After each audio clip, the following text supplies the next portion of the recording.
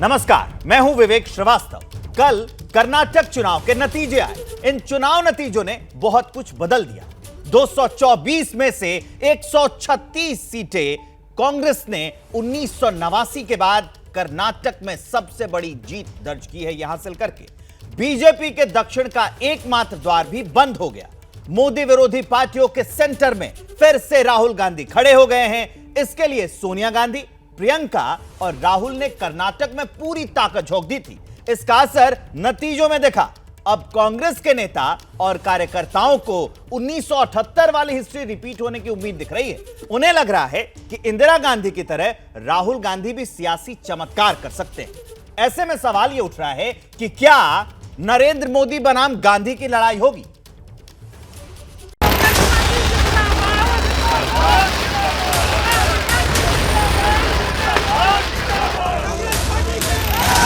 कर्नाटक में नफरत की बाजार बंद हुई है, मोहब्बत की दुकानें खुली हैं।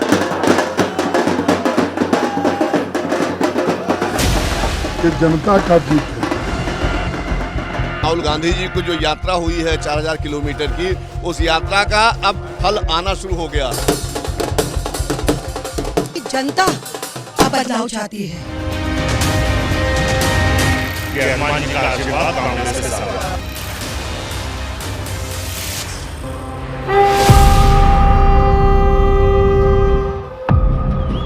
कर्नाटक में बीजेपी का किला ध्वस्त करने के बाद कांग्रेस कार्यकर्ताओं की यह खुशी है।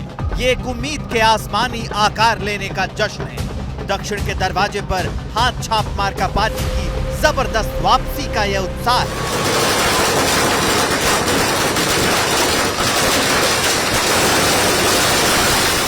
चौंतीस बरस के बाद कर्नाटक की सियासत में सबसे मोटी लकीर खींचने का यह उल्लास है, जो बंगलुरु से लेकर दिल्ली तक कांग्रेसियों के चेहरे पर परिलक्षित हो रहा है। राहुल जी का वार है, बीजेपी का आज से होगा, देखो बंटाधार है।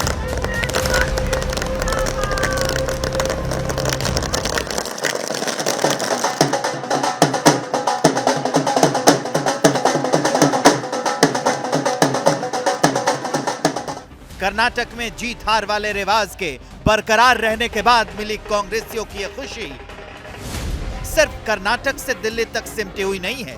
लखनऊ में, भोपाल में, रायपुर में, कोलकाता में शहर शहर का ये दृश्य देखिए और अंदाजा लगाइए कि राहुल गांधी की संसद सदस्यता छिने जाने के बाद मिली पहली जीत और जश्न के मौके को किस तरह कांग्रेस के नेता और कार्यकर्ता विस्तार दे रहे हैं। सोनिया गांधी जी का और राहुल गांधी जी का और प्रियंका गांधी, ये सभी ने जो कैंप यहाँ करके हर जगह घूमे, हर जगह उन्होंने अपना प्रभाव डाला, इसलिए मैं उनको भी धन्यवाद देता हूँ और कंग्रेचुलेट करता हूँ कि मेरी पार्टी आज इतनी बड़ी जीत हासिल की।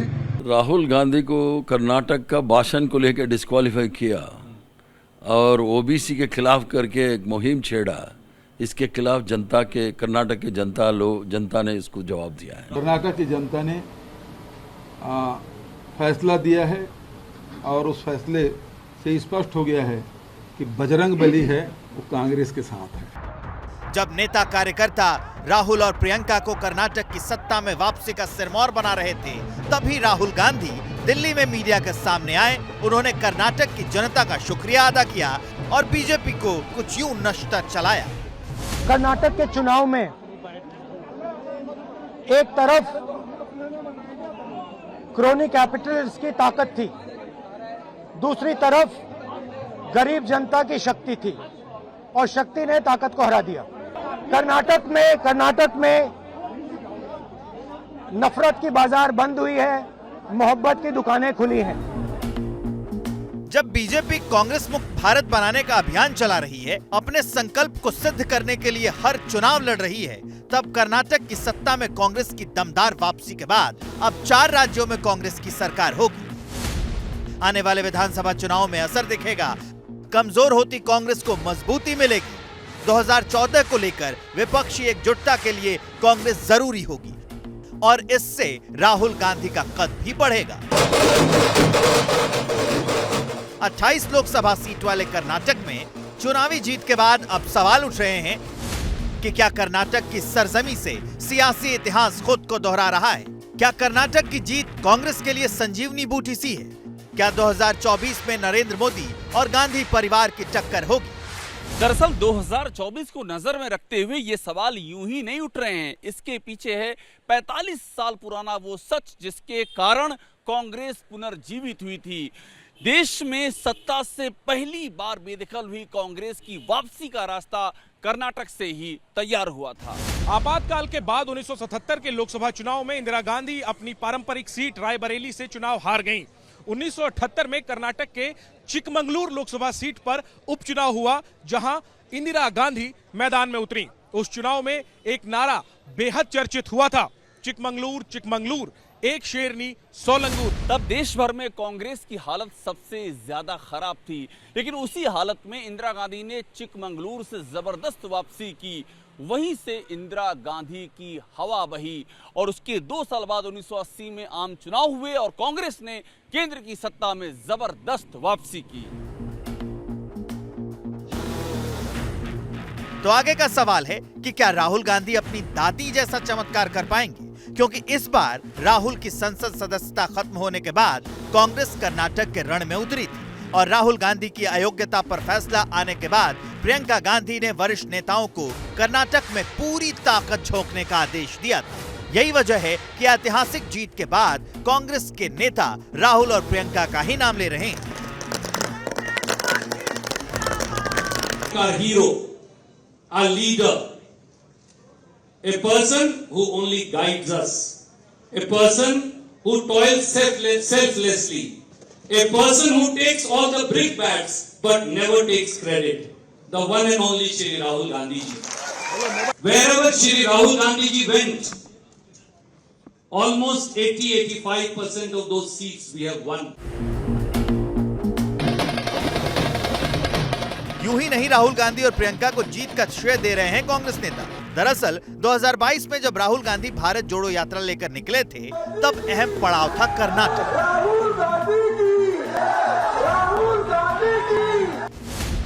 भारत जोड़ो यात्रा के दौरान 21 दिनों तक कर्नाटक में रहे थे राहुल। 21 दिनों में 7 जिलों से होकर उन्होंने 521 किलोमीटर की यात्रा की थी।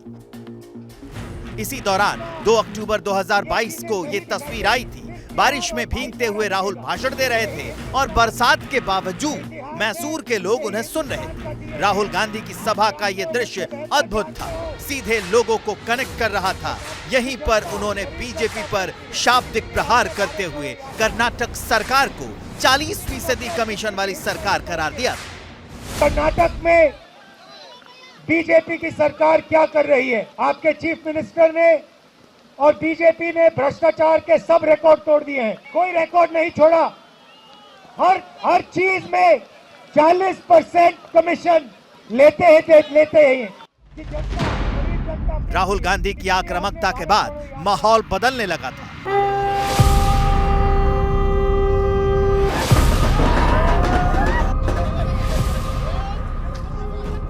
अब जब भारत जोड़ो यात्रा का एक सियासी मकसद पूरा हुआ तो कर्नाटक के कार्यकर्ता राहुल राहुल करने लगे। राहुल राहुल राहुल राहुल राहुल राहुल। तो बेंगलुरु में कर्नाटक कांग्रेस का जो प्रदेश कार्यालय है उसमें कांग्रेस कार्यकर्ता जश्न मना रहे हैं और राहुल राहुल के नारे लगा रहे हैं। राहुल राहुल जीत का जो श्रेय है, क्रेडिट है वो राहुल गांधी को। हाँ, राहुल गांधी जब से भारत जोड़ो यात्रा शुरू किया तब से पूरा इंडिया में माहौल आ गया कि अभी कांग्रेस का सरकार आएगा। तो ये पहला चुनाव। ये राहुल गांधी को क्रेडिट कैसे दे रहे हैं आप लोग? वो भारत जोड़ो यात्रा कर रहा था ना, इसलिए वो भारत जोड़ो का इम्पैक्ट पूरा देश को मालूम है। वो पूरा देश नहीं, कर्नाटक में, स्पेशली कर्नाटक में बहुत है। राहुल गांधी जो है कन्याकुमारी से कश्मीर गया, जो मेहनत किया है वो मेहनत का नतीजा है। ये मेहनत का नतीजा है। अब जरा समझिए कि राहुल गांधी की भारत जोड़ो यात्रा का आंकड़ों में क्या असर पड़ा। कर्नाटक के रायचूर, बेल्लारी, चित्रदुर्ग, चामराजनगर, मांड्या, मैसूर और तुमकुरू से होकर राहुल गांधी की यात्रा निकली थी। यात्रा के दौरान इन 7 जिलों के 18 विधानसभा सीटों पर कांग्रेस ने अच्छा खासा समय बिताया था।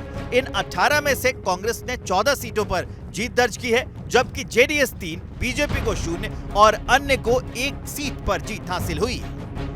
इन 18 सीटों के अलावा कुछ विधानसभा सीटें ऐसी भी थी जहां से कुछ मिनटों के लिए राहुल गांधी की यात्रा गुजरी।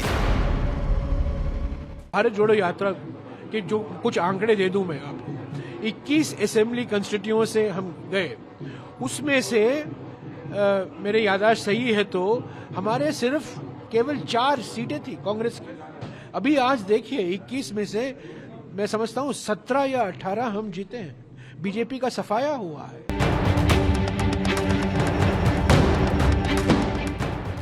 ये वो सीटें थी जहां राहुल गांधी गए थे, लेकिन इन 7 जिलों में और भी सीटें थी, वहां पर क्या असर पड़ा वो समझिए। इन जिलों में विधानसभा की कुल 51 सीटें आती हैं। इन 51 सीटों में से कांग्रेस ने सबसे ज्यादा 37 सीटें जीती हैं, जबकि जेडीएस 8, बीजेपी को 5 और अन्य को 1 सीट मिली है। यही वजह है कि कांग्रेस को लगता है कि जीत की नींव भारत जोड़ो यात्रा में पड़ी थी। भारत जोड़ो यात्रा जो कर्नाटक में 22 दिन जो हुआ था, उसमें लाखों के लोग, वहीं से शुरुआत हुई हमारी चढ़ाई, और लोगों ने इतना उसको वेलकम किया। लाखों लोग सड़क पे किए थे, जहां जहां गए थे वहां सारा हमने स्वीप किया है, चाहे चित्तौड़गढ़ हो, दावणगेरे हो, या जितने डिस्ट्रिक्ट, बल्लारी हो। बल्लारी आखिरी हमारी मीटिंग थी, वहां तो कंप्लीट स्वीप हो गया है। तो राहुल गांधी की लीडरशिप को जो है बहुत ताकत मिली हमें, उनके आने से हमारी जीत के लिए बहुत ताकत मिली। जब चुनाव बिगुल बजा तब भी राहुल गांधी की मौजूदगी कर्नाटक भर में थी। राहुल ने 23 रैलियां की, 2 रोड शो किए, 26 विधानसभा सीटों को कवर किया, जिसमें 17 पर कांग्रेस ने जीत हासिल की। हालांकि सिर्फ राहुल गांधी नहीं, समूचे गांधी नेहरू परिवार ने पूरी ताकत लगा दी थी। सोनिया गांधी और प्रियंका ने भी पसीना बहाया था। अरसे बाद सोनिया गांधी सार्वजनिक सभा में दिखी थी। सोनिया गांधी ने जगदीश शेट्टार के लिए प्रचार किया था, लेकिन बीजेपी से कांग्रेस में आए पूर्व सीएम शेट्टार चुनाव हार गए। जबकि प्रियंका गांधी ने 10 रोड शो और 15 रैलियां की। उन्होंने 26 विधानसभा सीटों पर प्रचार किया, उसमें कांग्रेस को 16 सीटें मिली। जब चुनावी नतीजे आ रहे थे तब प्रियंका गांधी बजरंगबली के मंदिर में थी, वहां पूजा अर्चना की, और फिर जब चुनावी नतीजे आए तो जीत की वजह राहुल गांधी को बताया। कांग्रेस के अध्यक्ष जी खड़गे जी और पूर्व अध्यक्ष जी श्री राहुल गांधी जी, उन्हीं के नेतृत्व में ये चुनाव लड़ा गया, उन्हीं की अगुवाई थी। भारत जोड़ो यात्रा में राहुल गांधी जी ने जो कर्नाटका से यात्रा निकाली, उसमें जो 91 शायद या 91 से विधानसभा थी, उनमें से 75% जीती गई है कांग्रेस द्वारा। कर्नाटक में मिली इस जीत से कांग्रेस उत्साहित है। कांग्रेस नेताओं को 2024 को लेकर नई उम्मीद नजर आ रही है। I think this election is a very crucial election. This result of this election will be a stepping stone for the coming Lok Sabha election. ऐसे में सवाल उठ रहा है कि क्या 2024 में कांग्रेस को इससे फायदा मिलेगा? क्या 2024 में मोदी वर्सेस गांधी की लड़ाई होगी? क्या 2024 में राहुल विपक्ष का चेहरा बन पाएंगे? ये सवाल इसलिए अहम है क्योंकि अब कांग्रेस को किनारे लगाकर किसी तीसरे दल के नेता की अगुवाई में बीजेपी से लड़ाई की तैयारी चल रही है। नीतीश कुमार और अरविंद केजरीवाल सरीखे नेता नई गोलबंदी कर रहे हैं। ऐसे में 28 लोकसभा सीट वाले कर्नाटक में जीत ने कांग्रेस को लड़ाई में वापसी की उम्मीद दी है। जैसे ही घड़ी का काटा दोपहर 2:30 पे आए, बबीता जी का दिल सास बहू साजिश के लिए मचल जाए। और ये है इनकी बहू, पूरे दिन ऑफिस की टेंशन हो जाए गॉन जब ये करें अपना फेवरेट शो फ्री टाइम पे ऑन। इनकी तरह आप भी देखिए अपना फेवरेट शो अपने टाइम पर और डाउनलोड कीजिए एबीपी लाइव ऐप अपने स्मार्ट टीवी पर।